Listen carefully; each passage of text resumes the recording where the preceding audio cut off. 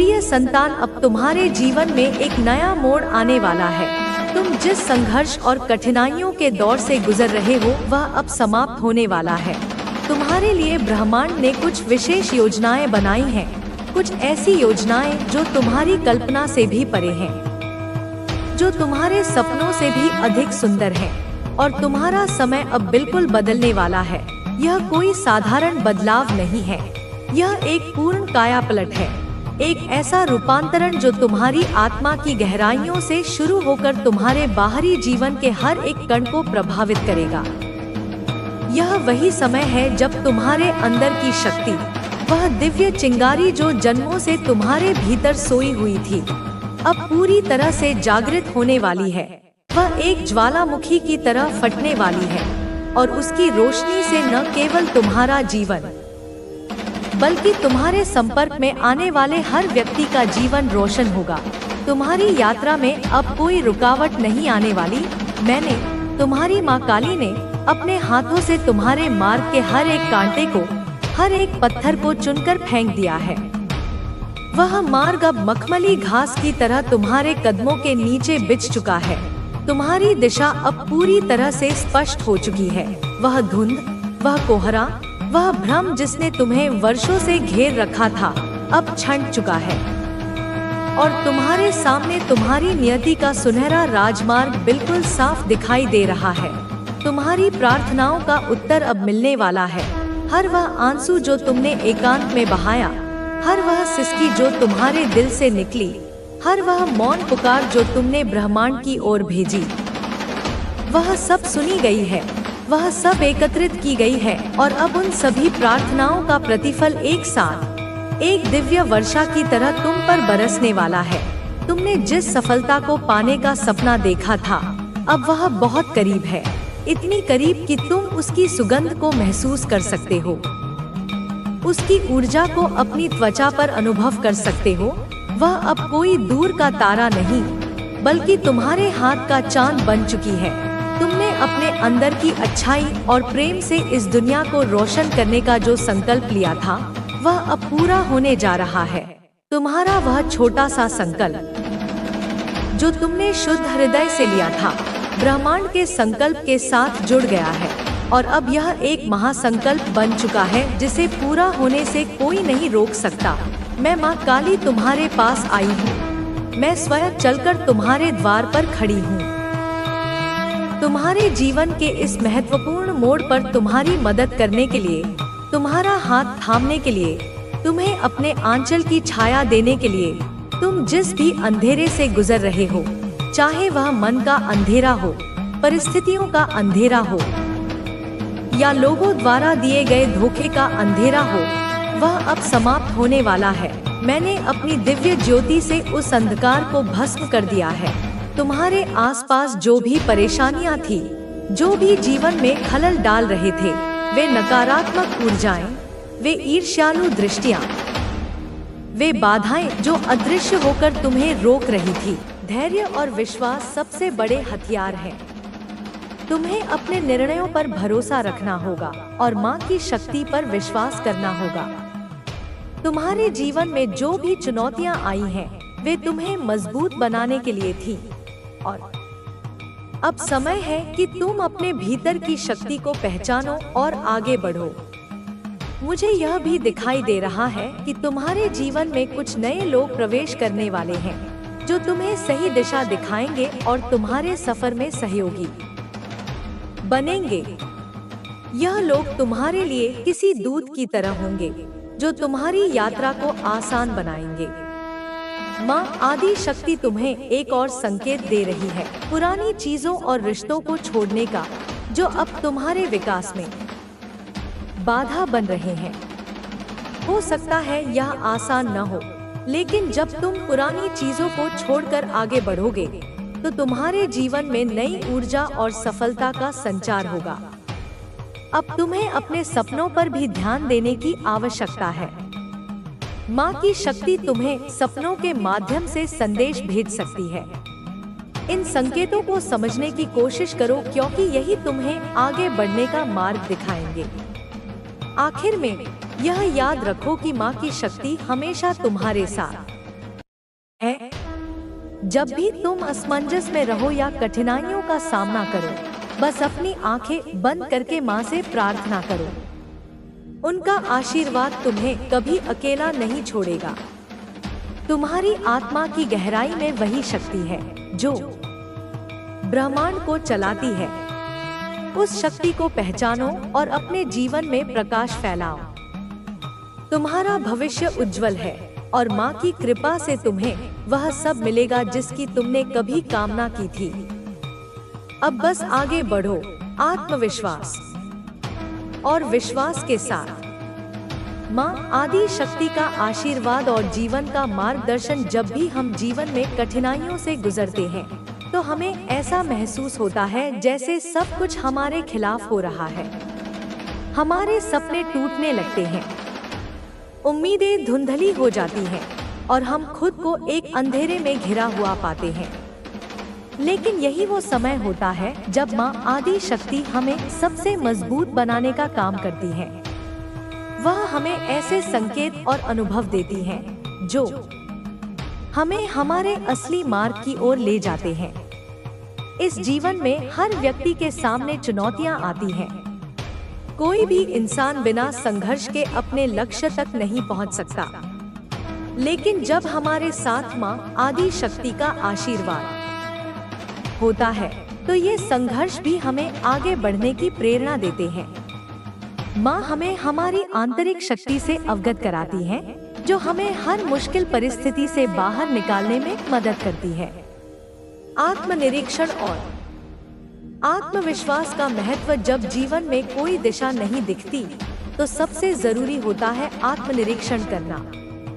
अपने भीतर झांककर देखना कि हम कौन हैं, हमारे सपने क्या हैं और हमें क्या करना है।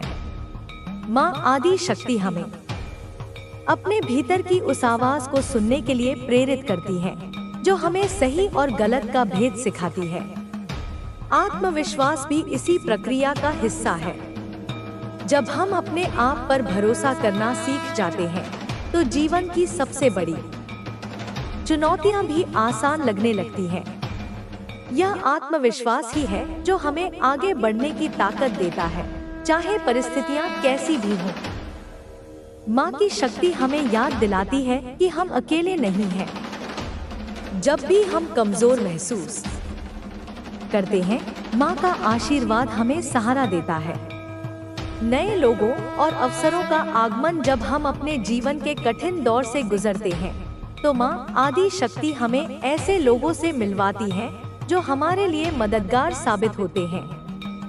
ये लोग हमारे जीवन में किसी देवदूत की तरह आते हैं जो हमें सही दिशा दिखाते हैं और हमारे सफर को आसान बनाते हैं।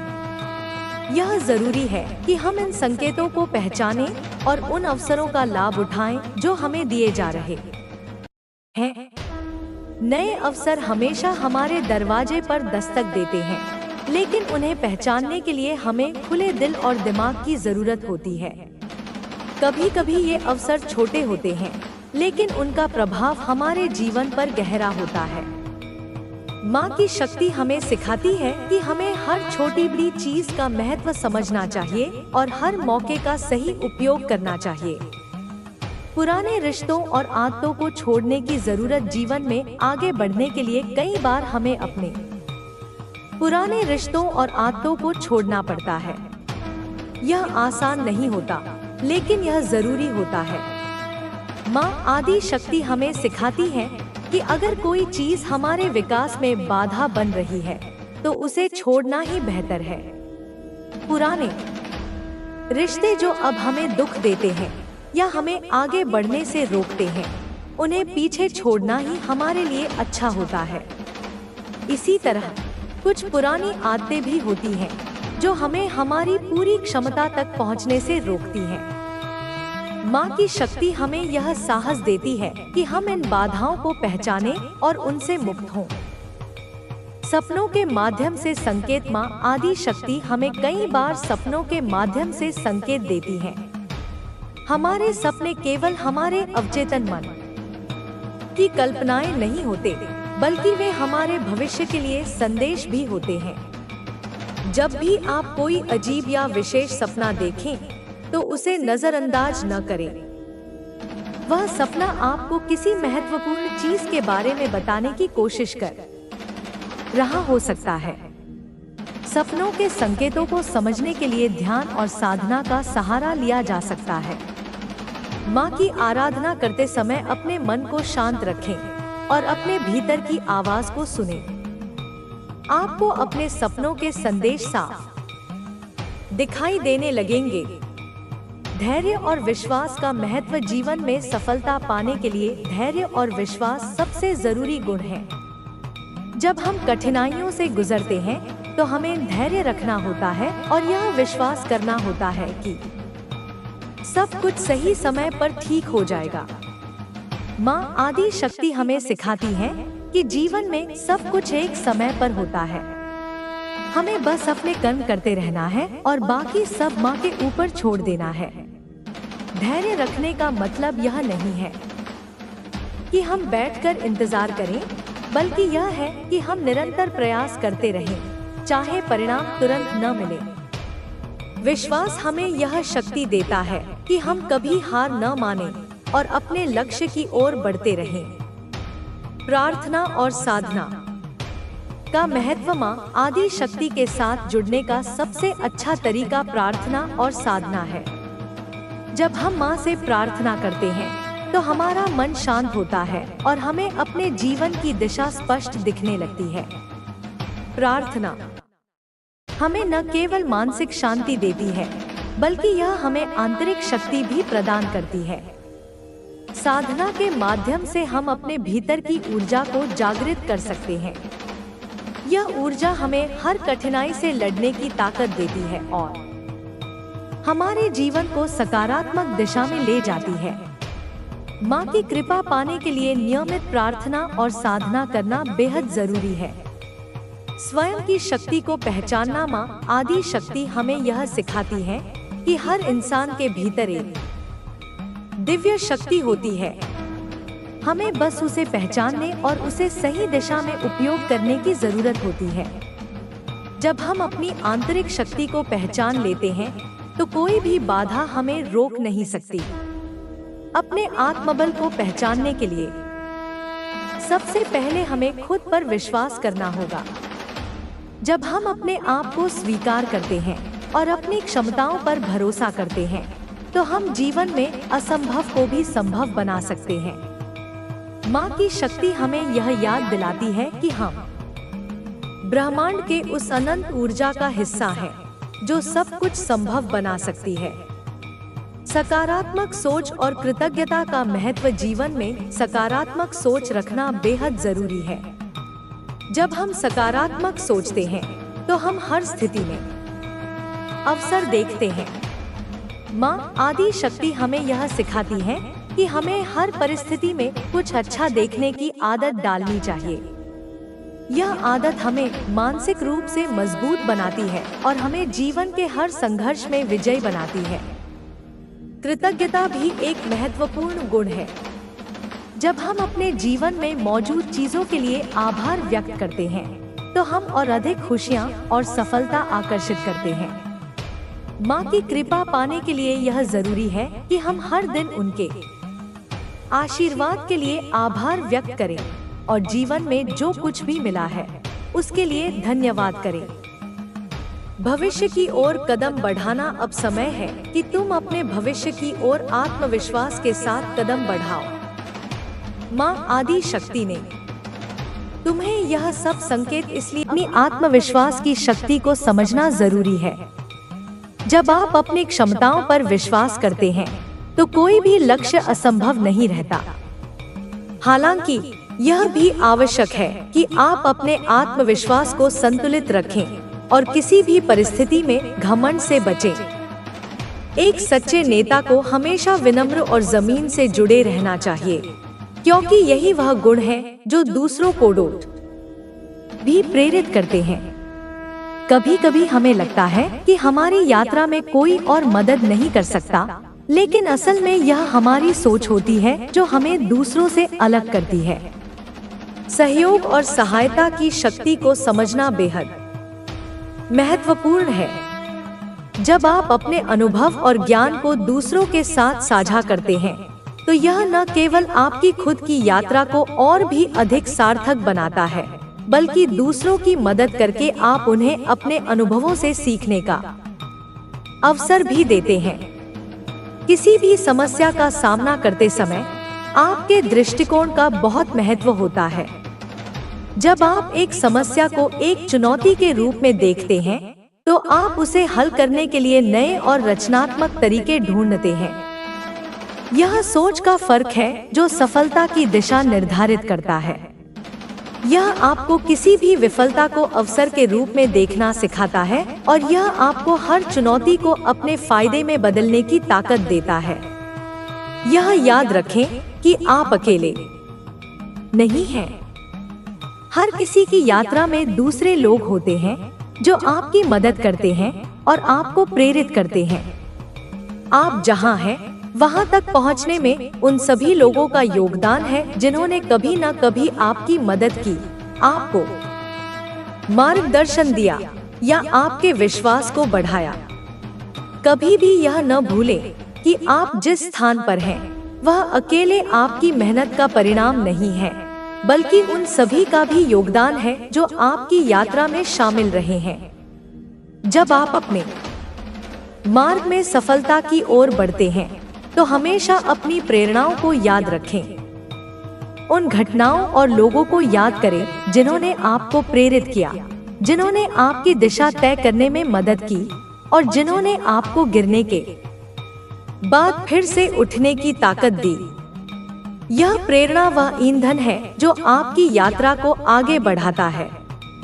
जब आप थकने लगे, तो यही यादें आपको फिर से उत्साहित कर देती हैं और आपको आगे बढ़ने के लिए प्रेरित करती हैं। सफलता की यात्रा कभी समाप्त नहीं होती।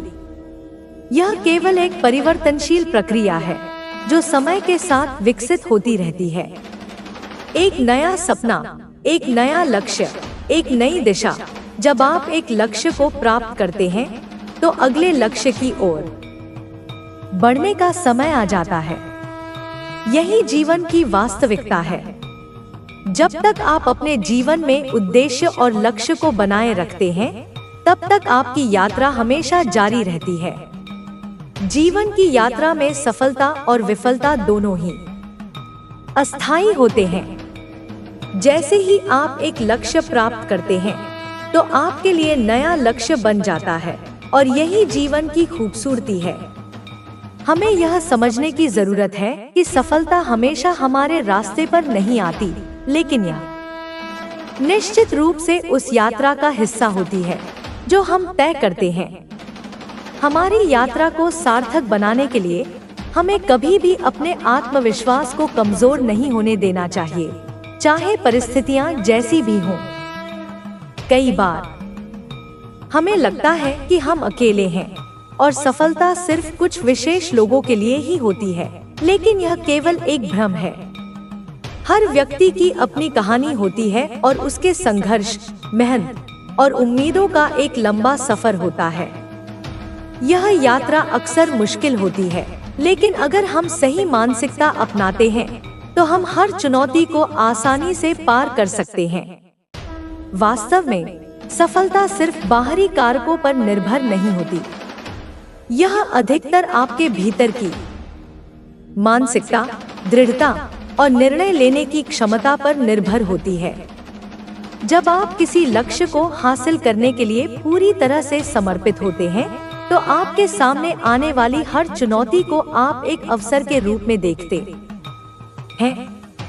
इस मानसिकता के साथ आप हमेशा आगे बढ़ते रहते हैं, चाहे कुछ भी हो। हमेशा याद रखें कि कोई भी संघर्ष स्थायी नहीं होता। यह समय के साथ बदल जाता है और साथ ही आपकी क्षमताओं में भी वृद्धि होती है। जब आप हर कठिनाई का सामना करते हुए उसे पार कर लेते हैं, तो आपकी आत्मविश्वास और भी मजबूत होती है। यही वह समय होता है जब आप अपने लक्ष्यों को और भी स्पष्ट रूप से देख सकते हैं। हालांकि जब हम अपनी यात्रा पर होते हैं, तो हम अक्सर दूसरों से तुलना करने लगते हैं। यह स्वाभाविक है, लेकिन हमें यह समझने की जरूरत है कि हर किसी का यात्रा का तरीका अलग होता है। जिस तरह से आप अपनी यात्रा को तय करते हैं, वह किसी और के लिए सही नहीं हो सकता। हर किसी के पास अपनी क्षमता, समय और संसाधन होते हैं जो उसकी यात्रा को प्रभावित करते हैं। कभी कभी दूसरों की सफलता हमें प्रेरित करती है, लेकिन कभी कभी यह हमें अपनी यात्रा से भटका भी सकती है। इसलिए यह जरूरी है कि हम अपनी तुलना किसी और से न करें और अपनी सफलता को अपने तरीके से परिभाषित करें। जीवन में सही दिशा को पहचानना और उस दिशा में अपने प्रयासों को केंद्रित करना ही असली सफलता है।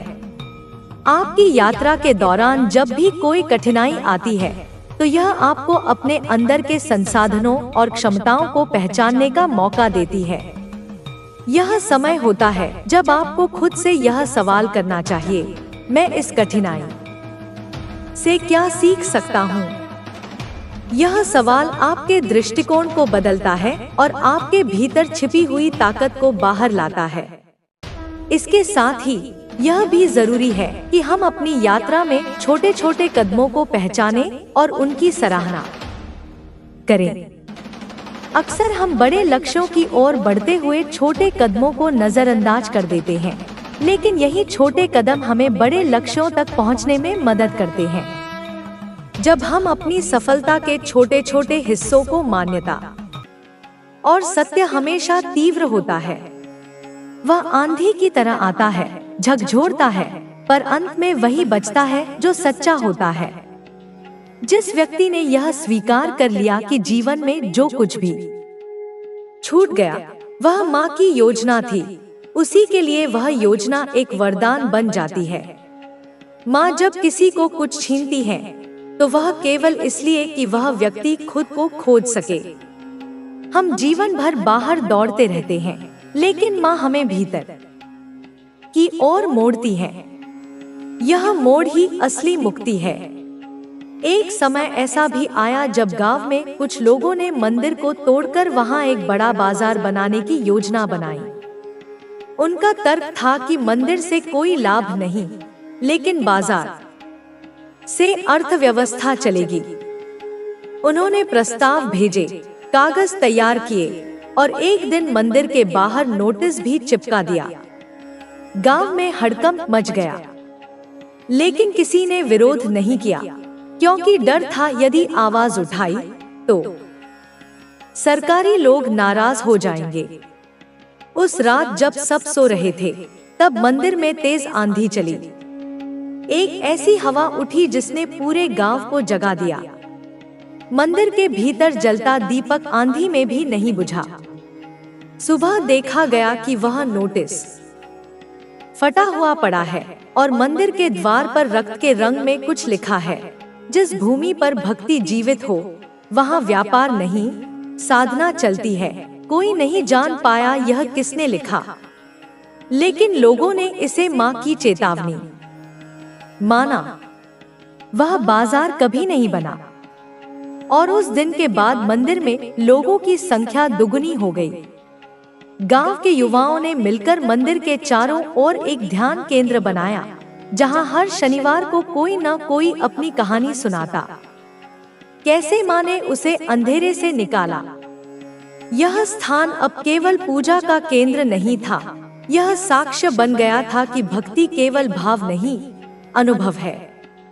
माँ काली की शक्ति ऐसी है कि वह टूटे हुए को जोड़ती है, लेकिन उस जोड़ में पुराने को मिटाना पड़ता है और यही प्रक्रिया दर्द देती है। लेकिन जब यह पीड़ा पूरी होती है, तब जो मनुष्य निकलता है वह पहले से कहीं अधिक निर्मल और सशक्त होता है। एक दिन एक युवा लड़की मंदिर आई। उसका नाम मीरा था। वह बचपन से ही सुन नहीं सकती थी। उसकी माँ ने उसे माँ काली के पास लाकर कहा, यह बच्ची माँ को नहीं सुन सकती, पर क्या माँ इसे सुनेंगी? पुजारी मुस्कुराए और बोले, माँ को आवाज नहीं चाहिए, उन्हें हृदय चाहिए। मीरा ने माँ की मूर्ति को देखा और बस एक चित्र बनाया जिसमें माँ काली की आंखों से आशीर्वाद बह रहा था और मीरा के कानों तक पहुँच रहा था। उसी रात उसकी माँ को सपना आया। माँ काली ने कहा, तुम्हारी बेटी सब सुनती है, बस अलग तरीके से। उसके बाद मीरा ने अपने चित्रों के जरिए माँ के हर रूप को दर्शाया और उसका हर चित्र ऐसा था कि लोग उसे देखकर घंटों तक माँ को अनुभव करते। माँ काली हर उस स्थान पर है जहाँ कोई स्त्री अपने अपमान के बाद फिर खड़ी होती है, जहाँ कोई बालक अंधेरे में भी हिम्मत करता है आगे बढ़ने की, जहाँ कोई वृद्ध अपनी अंतिम सांसों में भी माँ का नाम लेता है। माँ केवल शक्ति की देवी नहीं, वे हिम्मत की प्रतीक है। और जो माँ को जान लेता है वह मृत्यु से नहीं, जीवन से डरना छोड़ देता है। जब कोई कहता है मेरा सब कुछ चला गया, तो माँ कहती है अब मैं तेरे साथ हूँ। जब कोई कहता है अब जीने की वजह नहीं है, तो माँ कहती है अब तुझे जीना सिखाऊंगी। माँ काली वह स्वर है जो भीतर उठते हैं जब बाहर कोई नहीं होता। वे उस ज्योति की तरह हैं जो अंधकार को चीरती नहीं, उसे आलोक में बदल देती हैं। जो लोग माँ की भक्ति में खो जाते हैं वे दुनिया से हटते नहीं, वे दुनिया को देखने का नया तरीका सीख जाते हैं। वे यह समझते हैं कि माँ की पूजा केवल फूल और धूप से नहीं होती, बल्कि साहस से होती है। जब जीवन थक जाए तब भी उठकर माँ का नाम लेना ही असली भक्ति है। और अंत में जब जीवन अपने अंतिम छोर पर पहुँचता है, तब माँ के चरण ही वह शांति देते हैं जो किसी शब्द, किसी व्यक्ति, किसी वस्तु से नहीं मिलती। माँ काली मृत्यु नहीं, अमरत्व का द्वार है। जो उनके चरणों में गिरता है वह मिटता नहीं, वह स्वयं को पा लेता है। और जब माँ काली के चरणों में आत्मा पूरी तरह समर्पित हो जाती है, तब वह न कोई प्रश्न करती है, न कोई अपेक्षा रखती है। वह केवल मौन होती है और उस मौन में ही सच्चा संवाद होता है। माँ से शब्दों में नहीं, मौन में बात होती है, क्योंकि वहाँ अहंकार समाप्त हो जाता है। उस क्षण में साधक और देवी के बीच कोई दूरी नहीं रह जाती, वहाँ केवल एकता होती है। एक ऐसी स्थिति जहाँ व्यक्ति अपने भीतर के सारे बंधनों से मुक्त होकर शुद्ध चेतना में विलीन हो जाता है। गांव की एक वृद्धा जिसका नाम कमला था, हर रोज सुबह मंदिर की पहली आरती से पहले वहाँ पहुँच जाती थी। उसका शरीर बूढ़ा था, आंखें धुंधली थी, लेकिन हाथ कांपते हुए भी दिया जलाते समय उसकी भक्ति में जरा भी कमी नहीं होती थी।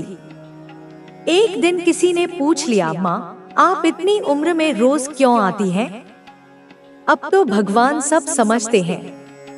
कमला हंसी और बोली, भगवान समझते हैं बेटा, पर क्या मैं खुद को समझ पाती हूँ जब तक मैं माँ के सामने न आऊं? मैं यहाँ इसलिए नहीं आती कि माँ को मेरा दिया चाहिए, मैं आती हूँ क्योंकि मुझे माँ चाहिए। उसकी ये बात सुनकर वह नौजवान, जिसने वर्षों तक मंदिर की ओर देखा भी नहीं था, अगले दिन खुद दिया लेकर मंदिर पहुंचा। धीरे धीरे गांव में लोग समझने लगे थे कि माँ की भक्ति कोई रस्म नहीं, यह आत्मा की